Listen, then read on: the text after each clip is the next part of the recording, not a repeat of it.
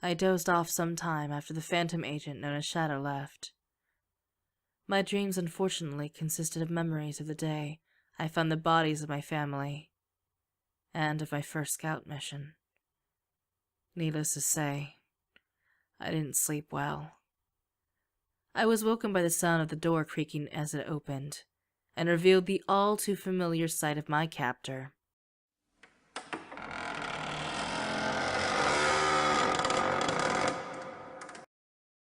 I chose to ignore him in hopes of being left alone. However, his plans clearly involved my participation. Morning, Sleeping Beauty. It's time for your first round of treatment. The phantom said humorously, as it kicked me in the gut. I groaned at the sharp pain and curled into fetal position. My eyes winced as they opened and were met by the sight of a glaring light from outside my cell. The phantom stepped out of the room, and in his place came two buff-looking figures who cut the bounds which held my feet together and lifted me up. I lost my balance and would have fallen down if it weren't for the other two phantom agents who held on both my arms. Shadow came back into my view. Bring her to the interrogation room, He instructed. The phantom agents obeyed his order and pushed me forward. I wobbled a bit as my legs were half asleep due to being tied up for so long. An ache spread through them as the blood finally returned to give me sensation. Despite the discomfort, I limped down the brightly lit hallways with the two phantom agents by my side. At the same time, I did my best to memorize the route from my cell to wherever the interrogation room was, in hopes of finding a possible way out. My eyes bothered me the entire time, as the incredibly bright light were too much for my sensitive eyes. I couldn't make out any specific detail about the area. Finally, we stopped in front of a barred door. Shadow placed his eye in the retina scanner, and the door opened. He proceeded inside, and my escorts pushed me in as well. They brought me to the middle of the dimly lit room, and sat me down in the chair. They freed my sore hands, only to press both of my arms down and pin them with a metal slit, along with my legs. I mentally sighed. Great. I've gone from one form of bounds to another. The two companion phantoms stepped aside and looked at the superior in expectation. Leave us, He said simply. As obedient as ever, the two phantom agents left the room without saying a word, and closed the door behind him. Shadow stood in front of me, allowing me the view of the black discoloration that covered both his eyes. He looked like the undead. We're going to play a game. The phantom said as he grinned. I stared at him blankly, though I was slightly shaking. Whatever this guy had in mind, it wouldn't be good for me. He leaned his face so close to mine that our noses were barely touching. Here are the rules. He started. If you properly guess why you are here, then I'll let you go.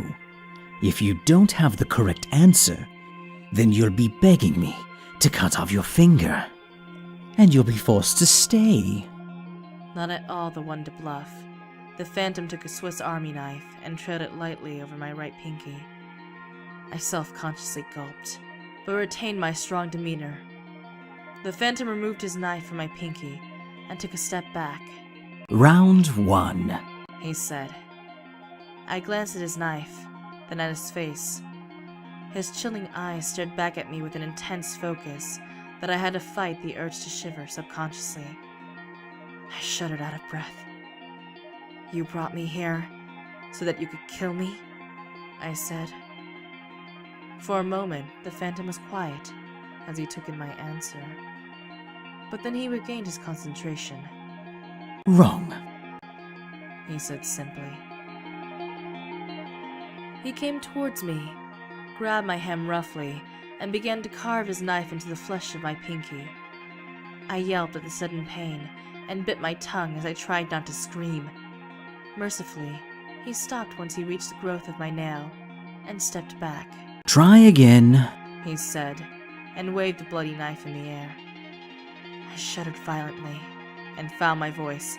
"You brought me here to interrogate me about the Seekers," I said warily. The Phantom Agent shook his head again and sighed. "Wrong again," he said.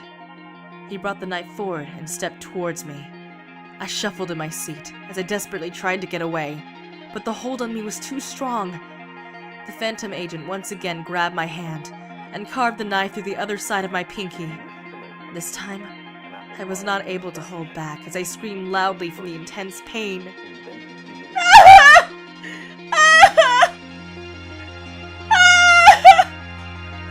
I continued to thrash about, but that only made the knife jiggle inside my flesh, which caused even more pain. I kept on screaming, and eventually tears poured down my cheek.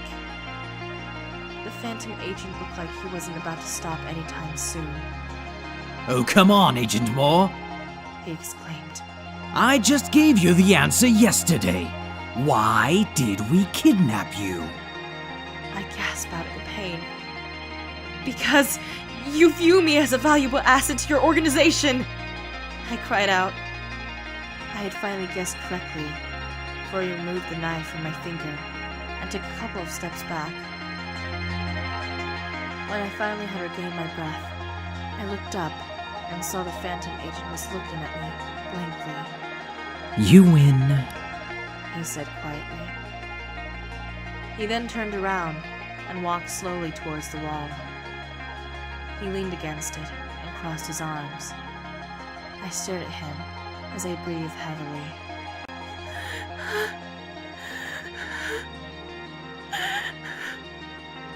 My pinky throbbed like mad, and blood droplets poured into the gray ground.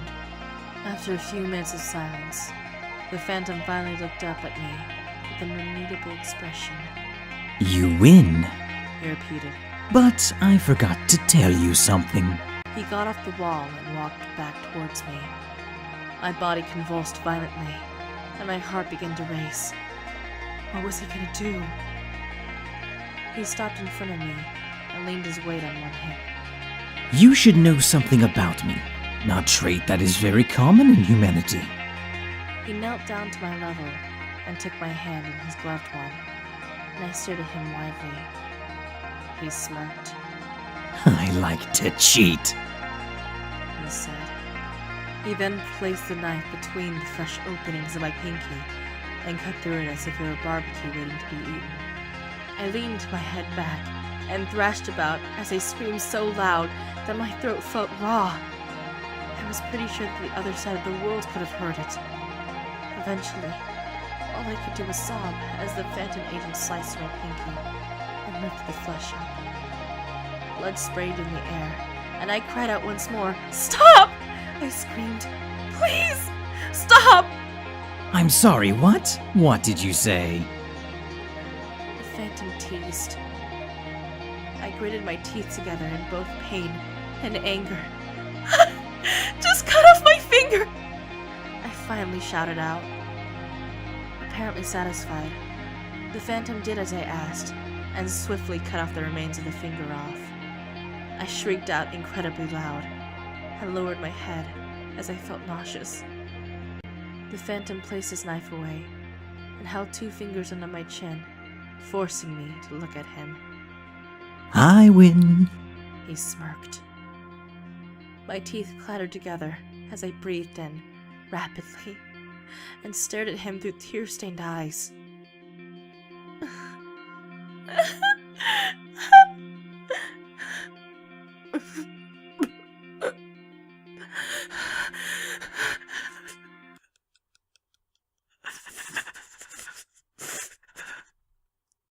The Phantom Agent looked down and let go of my chin.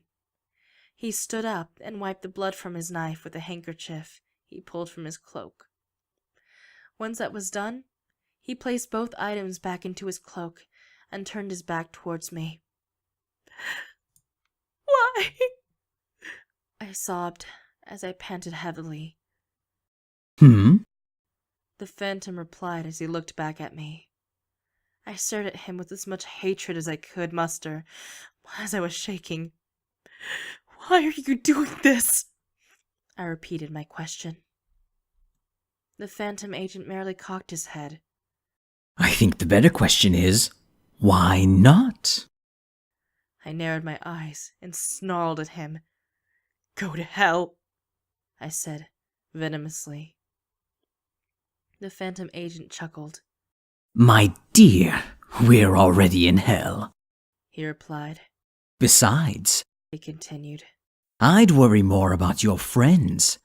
Perhaps in time, with their continued suffering, you will be able to see our point of view more clearly.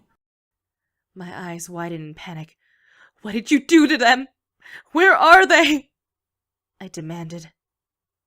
The Phantom Agent chuckled. After some persuasion, your friend Gizmo was so helpful in giving up Vidal's shroud and HQ codes, as well as electronic security measures. We really owe him a lot. He then smirked. The others, well, let's just say they've seen better days. My eyes narrowed once more. What happened to them? The Phantom stared at me in disinterest. The lady with nice legs died in the initial raiding of your plane. As for your demolitions expert, I was told his clone wanted to settle a score with him. I stared at the Phantom in horror. What do you mean by that? I asked, as I sincerely prayed that Predator were safe. A look of amusement passed over the Phantom's face as he winked. Let's just say he went out with a bang. I gasped out loud before I gritted my teeth together. You bastard! I yelled. Unaffected by my reaction, the Phantom merely shrugged. He was useless to us. Besides, we have his clone who is much more manageable. He smirked once more. I gritted my teeth together once more as I stared at the Phantom with pure hatred. He was a monster. How could you do such horrible things and not feel any remorse? I then huffed. Do you even have any emotions? I asked, skeptically. The Phantom grinned. Of course I have emotions. I use a knife. He replied as he laughed and held the deadly tool out in front of me. I shivered as I remembered all too well the excruciating pain that the item had put me through. Thankfully, the Phantom put it away and then stared at me carefully. Do you really want to know why I'm doing this? He asked. His tone took on a serious tone for once. I merely stared at his eyes, wordlessly as the man leaned forward. I'm doing this to spread a message to you and the rest of your little friends. You and your organization of wannabes are not as powerful or as influential as you think. People will always follow the ones with the most money, the most popularity, or, in our case, the ones who know how to manipulate information. The majority of the population are idiots. No intelligent idea can gain general acceptance unless some stupidity is mixed in with it, is what I've concluded. A look of disgust passed over his face. Why do you think we do transactions with regular folks? They are the ones willing to follow the social hierarchy our organizations have imposed on society due to our differences. They are the ones that the idiots look up to. In turn, they follow what we impose. He paused to look at my reaction. When I didn't react, he continued. Humanity has always been submissive to those who are smart and resourceful enough to seize that opportunity. We're merely doing what nature has intended, to put humanity in its rightful place. I gasped in disbelief. That is the most ridiculous thing that I've ever heard. This is why we're so different. The Seekers are trying to protect humanity's freedom, while you and the rest of the Phantoms are trying to enslave them. Shadow stared at me with an unreadable expression, as his face was hidden by the darkness. Indeed, we are different. He started. Because you Seekers fail to realize just how much humanity has fallen. Because of the war that your organization started, humanity has metaphorically degraded back to the barbaric ages. Crime and suicide rates have gone up. Depression and anxiety have become more common in the average Joe. And ethnic tensions are at a record high. Do you really think that by defying us, you're helping humanity? You're actually doing the complete opposite. His statement was likely a blow to my ego. However, I didn't allow myself to be visibly fazed by it. Agent Shadow leaned forward once more. What's your biggest fear? He asked. I didn't answer for a couple of minutes, as I stared into the Phantom's covered face. Yet again, I felt myself drawn to his glowing eyes that seemed to have molted into plasma that flowed through the iris.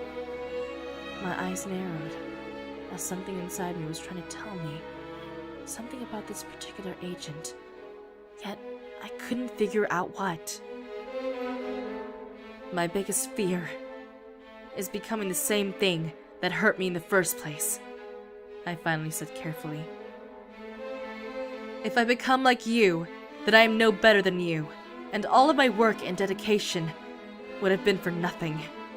My eyes narrowed. I'll die before I ever work for you. Remember that. For a moment, the Phantom was quiet as he reflected over what I said. He sighed dramatically. That's such a shame. He replied almost genuinely. After all the trouble I went through to keep you alive, this is how you repay me? I narrowed my eyes in confusion. Keeping me alive? Hell, you just tortured me! Shadow chuckled. No, I didn't torture you. That is simply part of your treatment. He then paced around the room. Do you remember all those months ago when you were sent to Madison Square Garden? It blew up with your partner still inside. He died, yet you lived. My partner was a Phantom agent, I replied coldly. Shadow hummed in acknowledgement. Indeed he was. He stopped his pacing and turned to face me.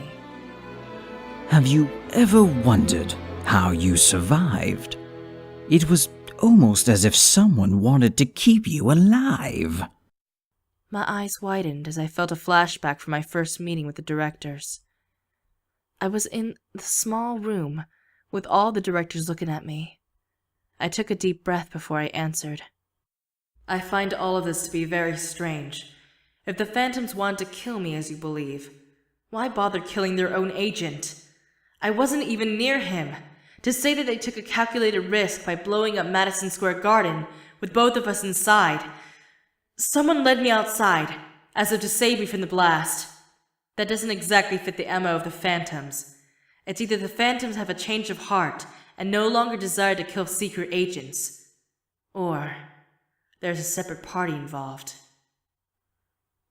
I stared at Shadow in amazement. So, I was right. Your organization did purposefully save me that day. So then, why did I almost get killed by a team of assassins afterwards? The Phantom agent regarded me with a calculated look. That was a misunderstanding. Their order was to capture you. Don't you understand by now, Agent Moore? We have no desire to kill you. I huffed. Why the change of heart? Phantoms have always killed secret agents in the past. Shadow made a gesture of impatience. Forget about the other Seeker agents. You're the only one who's an exception. Even through the pain, I managed to snort in indignation. An exception, huh? Why? Because of my history with your organization? Shouldn't that make me even more of a priority to eliminate? The Phantom agent cocked his head in almost confusion. That would make no sense tactical-wise. He then stepped forward until he was exactly in front of me.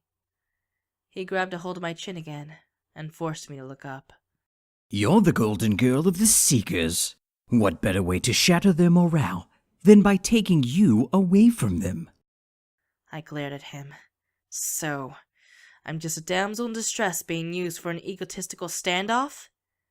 I think I'd rather just be executed. Shadow's shoulders shook as he chuckled. You certainly have quite the sadistic sense of humor. There's more to your use than you know, but that's none of your concern. He got up and made his way towards the door. He opened it and stepped outside. The other phantom agents from earlier got in and unshackled me. It was then that I noticed a familiar ring on Shadow's left finger. My eyes widened slightly at the discovery. You lured me in there, didn't you? I stated. The phantom agent looked at me in approval. Ah, for once you used that dim-witted brain of yours. I told you that we didn't want to kill you. I narrowed my eyes in displeasure as the two guards tied my hands behind my back with a thick rope and waited for their next orders. Take her back to her cell. Agent Shadow said. We'll continue with her treatment another time. With that, he turned around and walked away. My escorts guided me back to my cell and shoved me inside. They tied my legs once more and left the tiny room. All that was heard was my loud breathing. The area where my pinky used to be still hurt like a bitch, and my muscles ached all over. I concentrated on slowing down my breathing. Well, at least I'm alive, I thought.